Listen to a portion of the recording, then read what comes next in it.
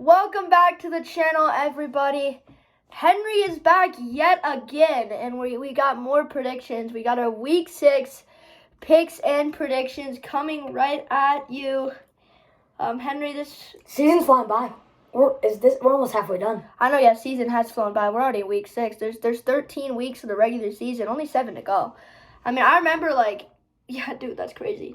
I remember when it was when you did. Wait, it was I remember when it was 10 days before the year, and I was so hyped for us to play Utah, and we just played completely ass. That was tough. Anyway, we're back. We got more predictions from all ranked teams, but obviously less and less games now because bye week setting in. Penn State, Utah, Duke, I believe Ohio State. No, not Ohio State. Frick. Other teams. It's Utah, Duke, Penn State, Oregon, Washington are off this week. So we're going to go ahead and jump right into it with the big game of the day, the huge one. 4 ranked matchups today, and this is the big one. Top 15 showdown. Number 12 Oklahoma, number 3 Texas, Red Rivalry showdown. Red River showdown, yeah. Yeah, Red River, Red Rivalry, whatever. I'm taking Texas by 20. I think in this game, it's... Again, I feel like we've had so many big-time games. We've had, the Red River has been, I feel like every year it's a good game, no matter how bad. I feel like both these offenses are really good, but I just feel like Texas has a playmaker at every single position. I just don't think Oklahoma has a run game. Quinn Ewers is crazy. I haven't seen very much OU football this year, but I do feel like the team, as a ranked 12, just haven't really popped off the paper to me. As Washington, Oregon, those teams, they definitely popped off the paper. They proved, but I haven't really heard much about these guys, and I don't think that it'll be a competitive Red River showdown for the first time. Because I feel like with OU, they got a really good offense, but they haven't really played anybody. I personally think Dylan Gabriel could be a better quarterback than Quinn Ewers right now. He's balling, both of them are, but I'm going to pick Texas 45-35. Shootout, but I think Longhorns take it. Next up, we have Oregon State versus Maryland. Ohio State. Oh, that's on me. Ohio State, Maryland, number 4 Buckeyes. Maryland's unbeaten, actually, right now. They're 5-0. Playing actually pretty well. This is Big Noon kickoff, and I feel like this is a test for Ohio State. They barely escaped in South Bend. They're coming off the bye week. They're at home here, but Maryland's not a bad team. They got Taulia Tagovailoa, little brother of Tua. Yeah, I mean... Ohio State has looked a little bit shaky to start off the season, especially coming into the season expected as a top 3, top 4 team. They looked a little shaky, but I feel like they'll pick it up in this game. I feel like this one will be more competitive within 2 scores. I think this one will be 31-20. Yeah, I don't exactly see the hype in Ohio State. I think Kyle McCord is just not a very good quarterback. I think that's the only reason Ohio State is in the situation where it's kind of like they haven't been playing great offensively. I think they win here. I'm going to say somewhere around the 35-21 mark. But I think Maryland keeps this closer than people expect. Then you got another top 25 battle. 10 o'clock ESPN. You got Mizzou, ranked 21st. Undefeated, 5-0. LSU is ranked 23rd, but this team is 3-2, and they started number 5 to begin the year. I feel like that's just a demoralizing loss to Ole Miss, and I think now they're completely wiped out of the CFP conversation. And that LSU game can be looked at as one of the best games of the year. I mean, just back and forth, 55-49, just Ole Miss rush the field. It's a crazy thing. They're not allowing that in CU anymore, by the way, rushing the field. But I just feel like LSU doesn't have the firepower that they needed to have at the start of the year. I feel like this one will go to overtime, but I do think that LSU will win by 3. I very much disagree with that. I think LSU just completely destroys Mizzou. It's at Mizzou. I don't think this Mizzou team is good at all. I think they beat Kansas State because I thought Kansas State was completely overrated. I think they won on a 60-yard field goal. I think LSU just completely destroys the crap out of Missouri. This game is not even going to be close. Last time Missouri was this good, they had Drew Lock at quarterback. Yeah, that's true. We move into the 1 o'clock Pac-12. This is a good match. Washington State ranked 13th. Cameron Ward, great quarterback, but other than that, I think this team is overrated. Washington State is one of my favorite top 25 ranked teams. I did tell Tristan before the OSU week that Oregon State week, that I thought that they would pull it out, and they did by a little bit. I think they'll win by this game by 14, and I feel like they'll kind of just be cruising the whole game, just like UCLA, a couple scores behind them. I don't think this is a problem for Washington State. Yeah, I feel like UCLA, they're pretty good. I feel like they have some players. I think Washington State's a little overrated. Cameron Ward is a lot, but I think this game at UCLA, I like the upset. I'm going to go UCLA in a close one. And then 1:30 ABC, Virginia Tech. I think they're 2-3. And just they got to go to Tallahassee to play number 5 FSU, 4-0 off the bye. Bad news for Virginia Tech in this game. This one isn't hard to think about. I feel like Florida State's got a lot of recruits coming in. I don't even think there's much to talk about here. Virginia Tech is just not a very good team at all. I think Florida State wins like 42 to like 17. Not close. Then you got 1:30 CBS, one of the better games of the day. Texas A&M, 4-1. I think they should be ranked personally. They host number 11 Alabama, also 4-1. Jalen Milroe's been playing really big after that loss to Texas, and I like Bama in this game. I think it's going to be close, but I think Texas A&M, I don't think has the offense against this really good Bama D. I like Alabama to win this one by around 10. Yeah, I'll take that too. I feel like this one's a simple game. I think it'll be more low scoring than people think. I mean, Jaden Milroe has not been, neither of the quarterbacks there have been too blown out, like too crazy. I'm taking Alabama. Yeah, because the bad thing with A&M is, Connor Wayman was playing good, and then he gets injured. Max Johnson's in. No eye-popping stats from him. I just think Bama takes this one. Then 1:30 ESPN, Syracuse. They are 4-1. They travel to Chapel Hill to number 14 UNC, undefeated, coming off the bye.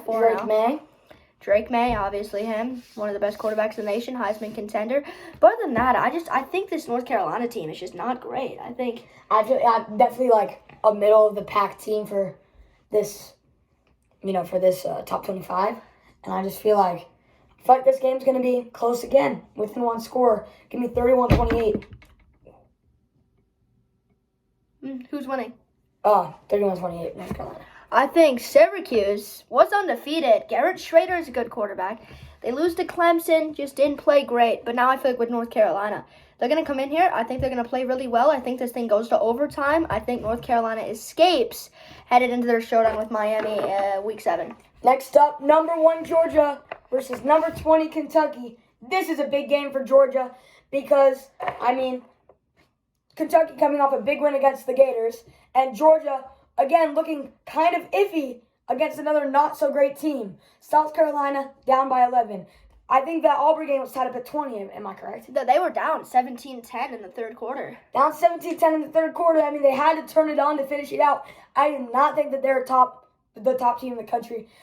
Frankly, I don't think they're a top 3 team in the country. Give me Kentucky. Oh, my God. That's a bold pick. I think Georgia, they got Kirby Smart. He's the best coach in the nation. I don't care. I think he's better than Nick Saban right now. I think he preaches physicality, and this Georgia team is really physical. The reason this Georgia team is 5-0, ranked number 1, is because this defense is excellent. This defense has came in every single game when they're trailing and their defense has made huge plays late in the game, especially against Auburn. 2 huge picks. Brock Bowers. I just think with Georgia, Carson Beck is just terrible. He's just not good at all. I think that's their problem here. But I think it's going to be at home. I think they will beat Kentucky. I think this will be closer than people think. I think Kentucky's better than people think, ranked number 20. I think this game will be closer, but I will take Georgia. I think, again, it's going to come down. I think Georgia's defense is going to make big plays in the fourth quarter and give themselves the win. Next up, number 2 Michigan versus an unranked Minnesota. This game is obvious. I think Michigan's the number 1 team in the nation. I think this Michigan, J.J. McCarthy is excellent. This defense is playing good. I think Michigan is unbeatable right now. I don't think any team is going to come in and beat them. And it's not going to be Minnesota. They're going to absolutely obliviate Minnesota. It's on the road, 5:30 NBC. But this won't even be close. Minnesota just not very good. I got Michigan in a just domination game. Next up, Notre Dame, Louisville, another top 25 matchup. I feel Louisville just sneaking into those rankings. 25-5-0, Louisville playing good. Notre Dame ranked 10th, 5-1. And this is just awful if you're a Notre Dame fan. I mean, look at this 4-week schedule. You start off in South Bend at home against Ohio State. You lose barely. And then you go to Duke, another primetime game, raucous atmosphere.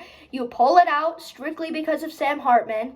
And now you go to Louisville. The atmosphere is going to be huge here. Louisville has not, I feel like, been this good in a long time. And now they've got a chance to upset Notre Dame, put themselves on the map. This is going to be a tough game for Notre Dame. And then Notre Dame goes to USC next week, which makes things even harder for them. I think, again, it's a must-win for the Irish. I think they will pull it out. But, again, I think this is going to be close. I think Louisville gives them a test. I'm taking Notre Dame by about 7. The whole put the thing on the map, I've heard that enough with these Swifties. So, give me Notre Dame. I think it will be close, but I can't take her. And 5:30 SEC Network, you got Arkansas, Ole Miss. Ole Miss, huge win over LSU, but I'm still not buying this Ole Miss team. I think the defense is horrible.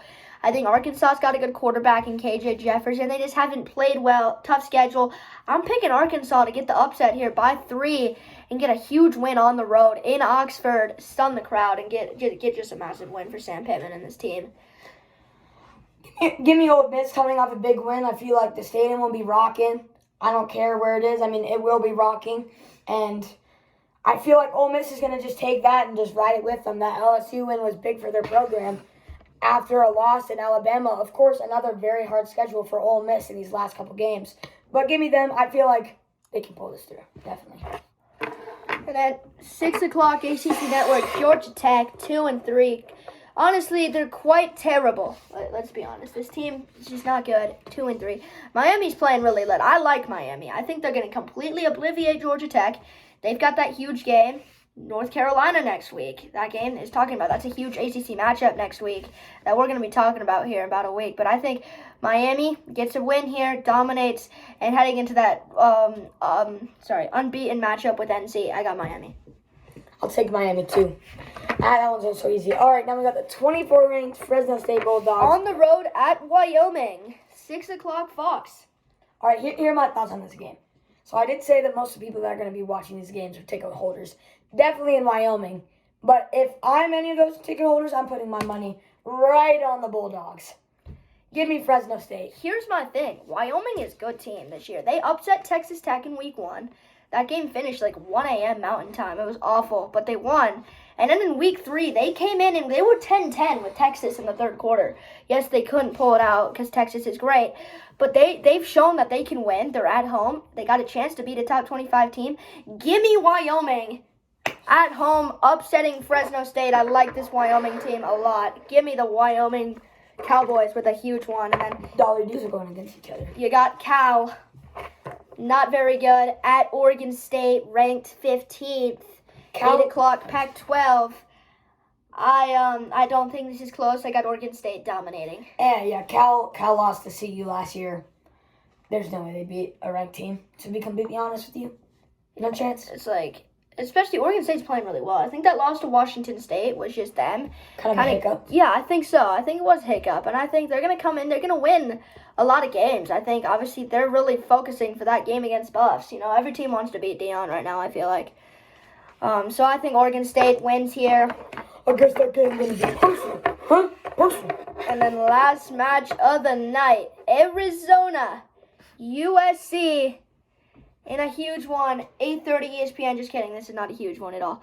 Arizona, 3-2. This is not a bad team, though. I feel like Jaden Delora is a good quarterback. Jacob Cowing's a great receiver, but I don't think USC's losing a game until potentially next week when they go to Notre Dame. I think they're going to get to 6-0. They're going to continue this stretch, and I'm really excited for when USC goes to South Bend next week. So that's going to be the test for this USC team. I mean, they escaped out of Boulder. That game was close. They were up. They almost lost it, though. I'm not high on USC's D. I think they get it done here, but they're going to have a real tough one at South Bend next week. Hate to say it, but that CU play calling was not good on Saturday in those last 5 minutes. I think they ran the ball like 75% of the time against this defense. That was really against poor. a really good run D. And I feel like USC is a good team, but if you can't kill the Buffs with their offensive coordinator, I feel like this game is going to be close. Game in Notre Dame is going to be close. I don't know where their season's going to go. They definitely don't win in Washington if they go to Washington. Yeah, because here's what I'm saying. I mean, this team is good right now, but strictly because of Caleb Williams. And Henry's right. This run defense is good. This pass defense is horrendous. And Lincoln Riley talked about it in his post-game interview that USC, if they don't fix this up, they're going to lose some games. And I think they're going to have to fix this up when they go to South Bend next week for that Notre Dame game. That's going to be rocking. They're going to have to really lock in. I think against Arizona, though, at home, they're going to win this one. I think it'll be closer. I think it'll be within 2 scores. I like USC, though, to win this one. Anyway, thank you so much for watching, guys. Make sure to like, comment, and subscribe, and I'll see you in the next one.